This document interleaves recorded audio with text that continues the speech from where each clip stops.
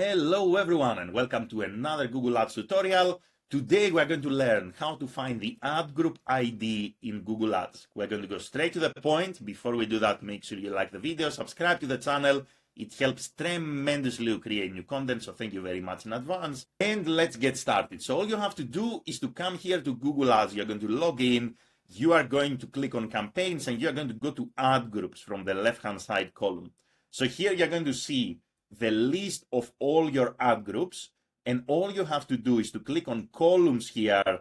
Then you're going to use the search bar, you're going to look for ID, and you are going to select ad group ID. Once you select ad group ID, this metric is going to drop in the list of your columns here on the right, so you can grab it.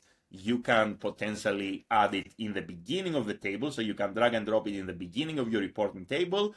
You are going to click on apply, and that's it. So now here you can see the ad group ID for every ad group that you have under your Google Ads campaign. So you can use this number for any integration that you want to build. That's all really. So one more time, all you have to do, log into Google Ads, click on campaigns, navigate to ad groups, click on columns. You are going to say modify columns. You're going to use the search bar to look for ID. You're going to click on ad group ID. You're going to move it in the beginning of your table to be easier to find. You're going to click on apply, and that's the ad group ID. If you have a lot of ad groups, then you can also click on download, and you can download everything in an Excel sheet or Google Sheets, so you can actually work with your ad group IDs in bulk.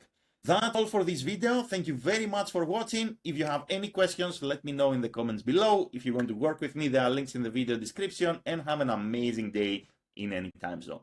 Bye everyone.